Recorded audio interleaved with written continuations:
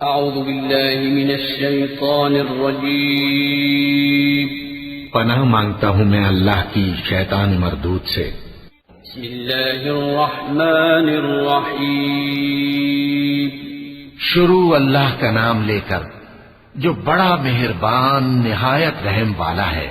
هل أتاك حديث الغاشية وجوه يومئذ خاشعة عاملة ناصبة تصلى نارا حامية تسقى من عين آنية ليس لهم طعام إلا من ضريع لا يسمن ولا يغني من جوع وجوه يومئذ ناعمة لسعيها راضية في جنة عالية لا تسمع فيها لاغية فيها عين جارية فيها سرر مرفوعة وأكواب موضوعة ونمارق مصفوفة وزرابي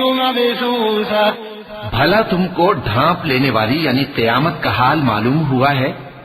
اس روز بہت سے چہرے یعنی لوگ ذلیل ہوں گے، سخت محنت کرنے والے تھکے ماندے دہکتی آگ میں داخل ہوں گے۔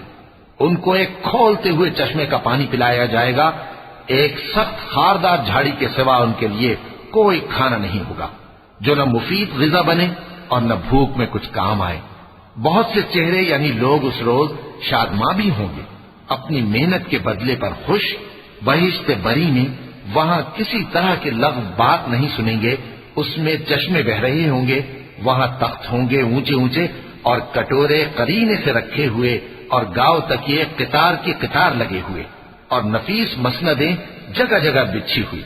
أفلا ينظرون إلى الإبل كيف خلقت وإلى السماء كيف رفعت وإلى الجبال كيف نصبت وإلى الأرض كيف سطحت فذكر إنما أنت مذكر لست عليهم بمسيطر إلا من تولى وكفر فيعذبه الله العذاب الأكبر إن إلينا إيابهم ثم إن علينا حسابهم۔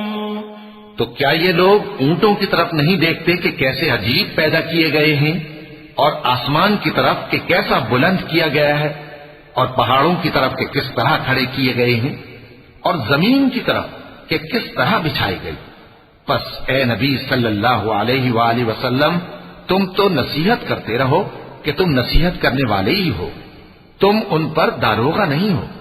ہاں جس نے منہ پھیرا اور نہ مانا تو اللہ اس کو بہت بڑا عذاب دے گا، بے شک ان کو ہمارے ہی پاس لوٹ کر آنا ہے، پھر ہمارے ہی ذمے ان سے حساب لینا ہے۔ صدق اللہ العظیم۔